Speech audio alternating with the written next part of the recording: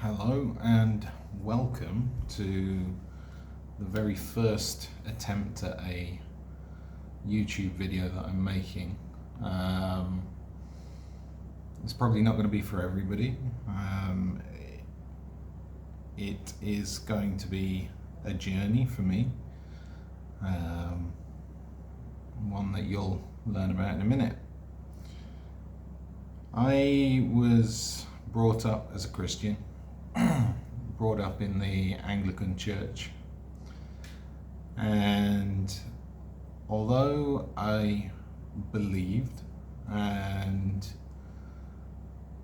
followed Christ's teachings, I don't think I ever really did anything about it, ever really thought what my day-to-day life would be like with Christ in it. I just kind of, I don't know, went through life just existing.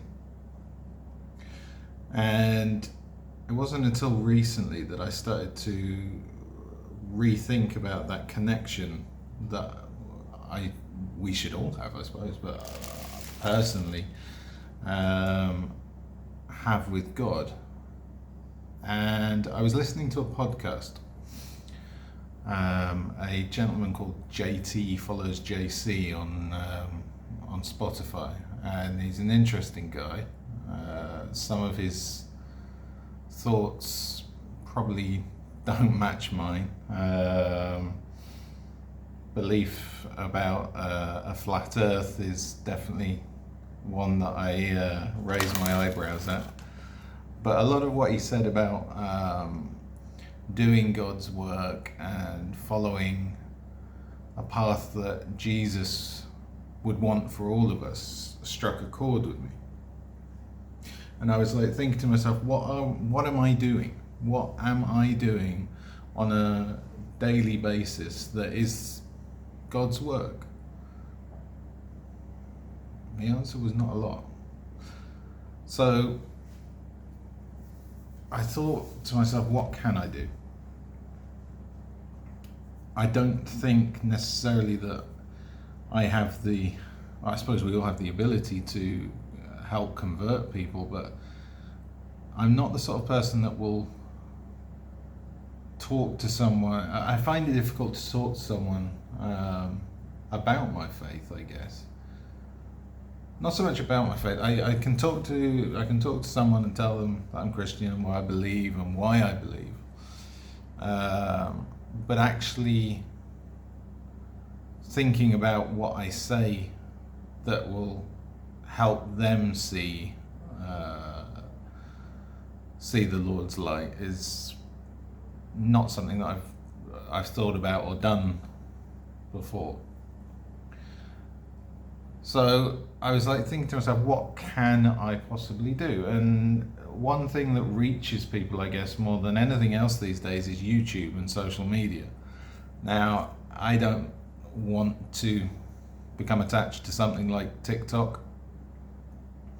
Facebook seems a little bit outdated these days. Maybe I've just insulted a load of users.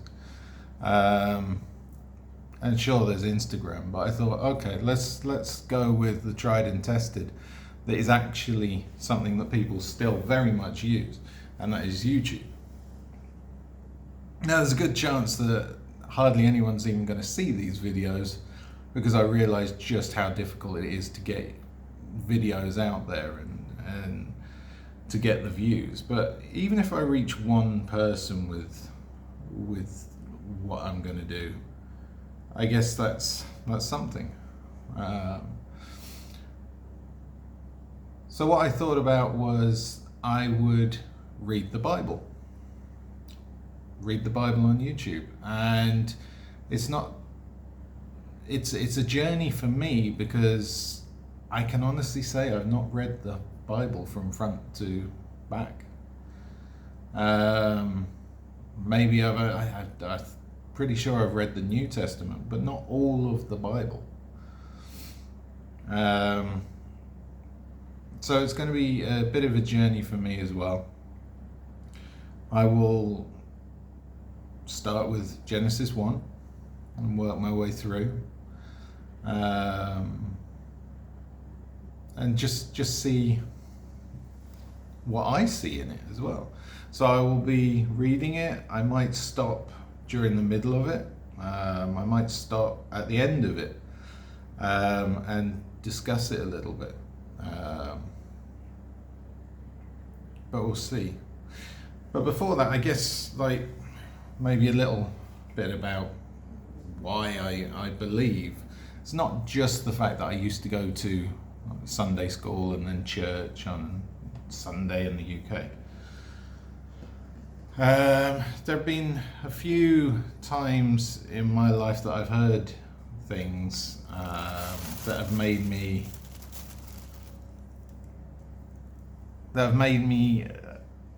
quite strong in my belief that there is something more out there. When my grandma passed away quite a long time ago, I was only little. I say little, I was about 9. She fell ill quite quickly, but she was a relatively healthy woman, and she was taken into hospital, and she was totally compos mentis. She had her marbles. She hadn't lost them, and my mum went in to visit her. It was my dad's mum, but my mum went in to visit her, and she asked how she was doing and whether they were treating her all right. And she was very complimentary of the hospital and everything that was going on, and she felt quite comfortable. But she said, the one thing that I wish, she said, is that those 2 men would stop staring at me. And my mum was a bit confused, because there were not any men in the room. She said, what men, Mum? And she said, those 2 at the end of the bed. Said, they're very handsome, but they just keep standing, staring and smiling at me. And my mum was sort of like thinking, okay, she's lost it. But no, she was adamant that they were there. And I remember when she told us that story, that it gave me goosebumps, because it was like, ooh, that's kind of freaky. But she was sure that what she was seeing was in actual fact guardian angels. Now that alone would probably make me just think, okay, it's just an old lady that has, started to see things. But the following year, almost to the day, my grandfather passed away, my grandma's husband. And before he did, they went to his apartment to pick him up for a Sunday lunch. He was going to come to ours for Sunday lunch because he loved beef, loved a roast beef meal on a Sunday. And he came, when they picked him up, they saw that on his calendar, his birthday was crossed off, which was a bit strange.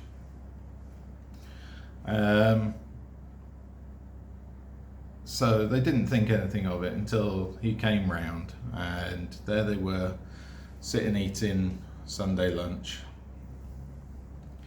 And Mum and Dad said to him, what do you want for your birthday? What do you want for your birthday dinner? And he said, I won't be here for my birthday. And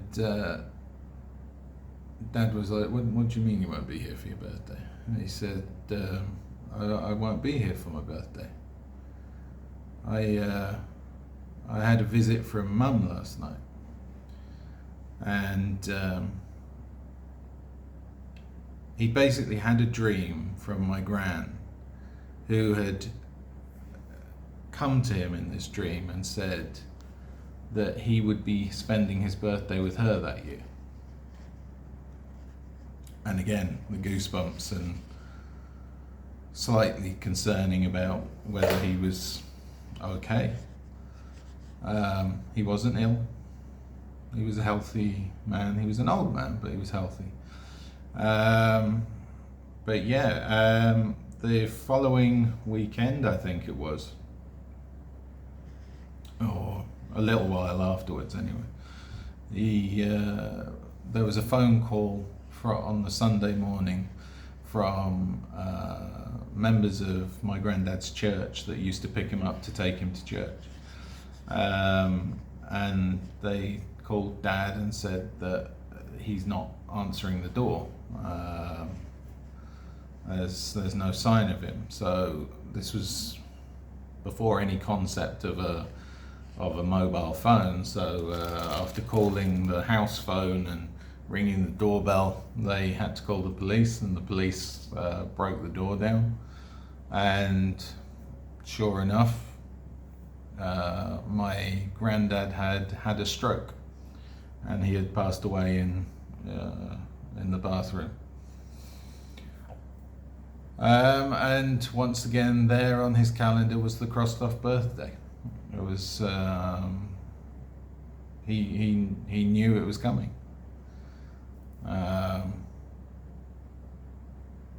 And that in itself made me sort of like think there's something to it. There has to be. So that never altered my belief. I also have a strong feel that there is a spirit world around us. Not saying that they're good spirits or dark spirits or whatever, but they are there. We have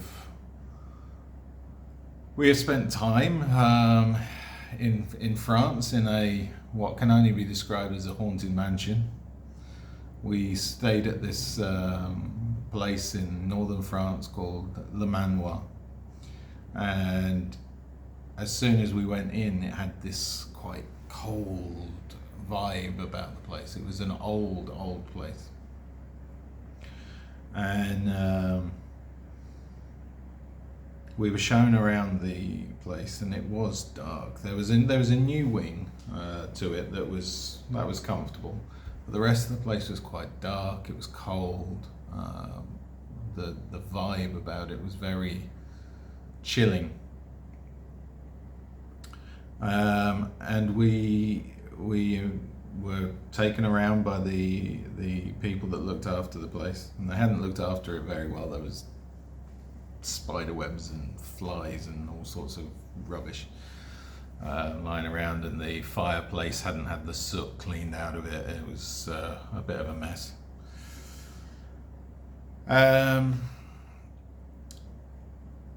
And when we walked around that place, it felt like something else was there. And when the people had stopped showing us around and we were about to leave, they were showing us where the telephone numbers for certain things are in this drawer in the hallway. And there was like this chain that can only be described like a Jacob Marley chain from Scrooge. And Mum sort of like jokingly picked it up and was like, "Ooh!" And this French woman who had only spoken a little bit of English, just immediately her face went, and she was just like, "No ghosts." We're like, okay, that was a bit weird.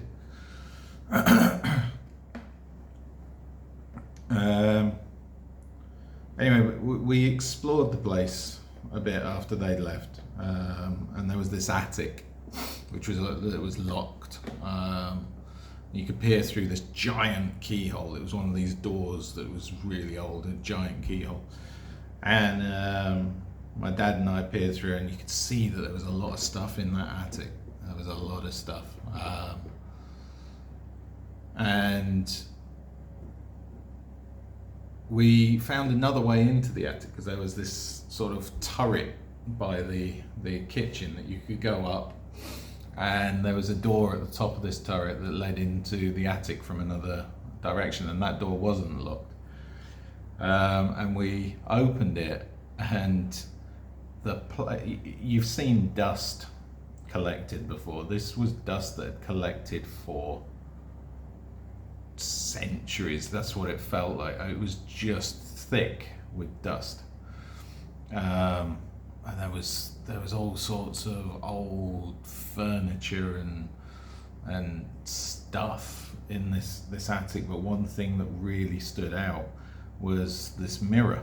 There was a mirror that was standing up, and out of all this dust, there's no footprints in the dust or anything, but on that mirror was a fairly clear handprint, like relatively new.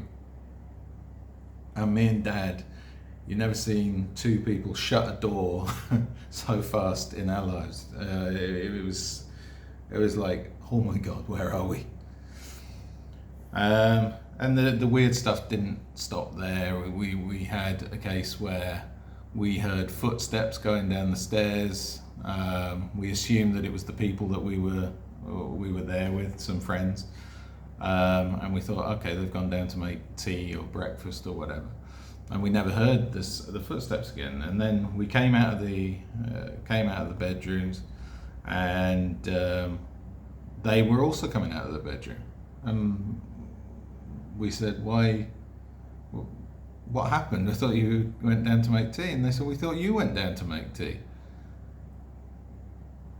Nope. It wasn't either of us, but there was footsteps. Yay. So yeah, that all these things have sort of like led to me believing in more. I believe in God. I believe in the Holy Spirit. I believe in Jesus Christ. I believe in a spirit realm, something that we can't see. I believe in a lot of things. I'm also a little bit of a conspiracy theorist, but